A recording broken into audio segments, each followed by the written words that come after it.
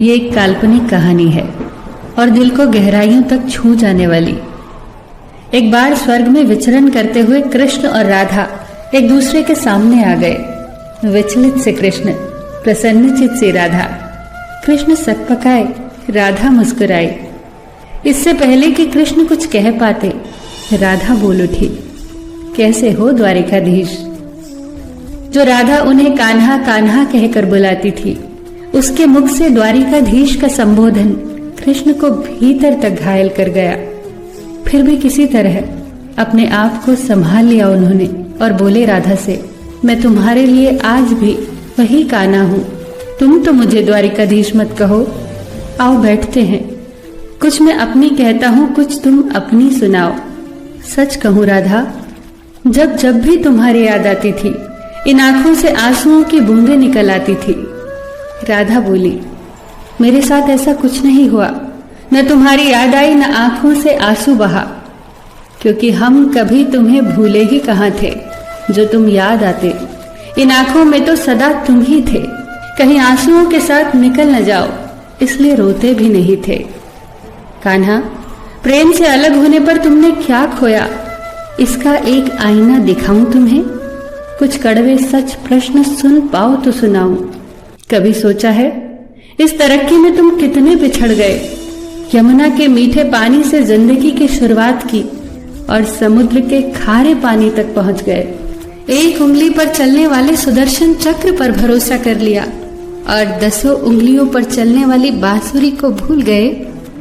कान्हा, जब तुम प्रेम से जुड़े थे तो जो उंगली गोवर्धन पर्वत उठाकर लोगों को विनाश से बचाती थी, प्रेम से अलग होने पर वही उंगली क्या क्या रंग दिखाने लगी। सुदर्शन चक्र उठाकर विनाश के काम आने लगी। कान्हा और द्वारिकाधीश में क्या अंतर होता है बताऊं? कान्हा होते तो तुम सुदामा के घर जाते, सुदामा तुम्हारे घर नहीं आता। युद्ध में और प्रेम में यही तो फर्क होता है। युद्ध में आप मिटाकर जीतते हैं और प्रेम में आप मिटकर जीतते हैं।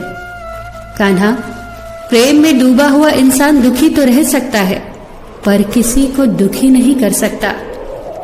आप तो कई कलाओं के स्वामी हो, स्वप्न दूरदृष्टा हो, गीता जैसे ग्रंथ के दाता हो, पर आपने ये क्या निर्णय लिया? आपने अपनी पूरी सेना कौरवों को सौंप दी और अपने आप को पांडवों के साथ कर लिया। सेना तो आपकी प्रजा थी, राजा तो पालक होता है, उसका रक्षक होता है। आप जैसे महाज्ञानी उस रथ को चला रहे थे जिस पर बैठा अर्जुन आपकी प्रजा को ही मार रहा था। अपनी प्रजा को मरते देख आप में करुणा नहीं जगी, क्योंकि आप प्रेम से शून्य हो चुके थे। आज भी धरती पर जाकर देखो, आपकी द्वारिकाधीश वाली छवि को ढूंढते रह जाओगे। हर जगह, हर मंदिर में मेरे ही साथ खड़े नजर आओगे। मैं जानती हूं कान्हा, लोग गीता के ज्ञान की बात करते हैं, उसके महत्व की बात करते हैं, पर धरती के लोग युद्ध वाले द्वारिकाधीश पर नहीं, प्रेम वाले कान्हा पर भरोसा करते हैं। गीता में मेरा दूर दूर तक नाम नहीं है, पर आज भी लोग उसके समापन पर राधे राधे कहते हैं।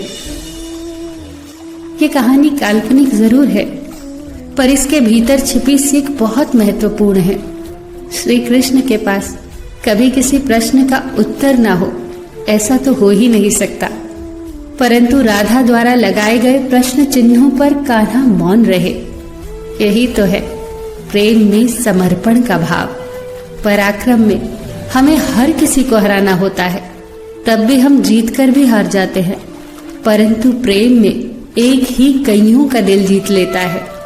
सही कहा है कि छोटी सी उंगली पर पूरा गोवर्धन पर्वत उठाने वाले भगवान श्री कृष्ण छोटी सी बांसुरी को दोनों हाथों से पकड़ते थे। फिर मिलेंगे दोस्तों अगली कहानी के साथ। तब तक के लिए अपना ख्याल रखना और हमेशा मुस्कुराते रहना।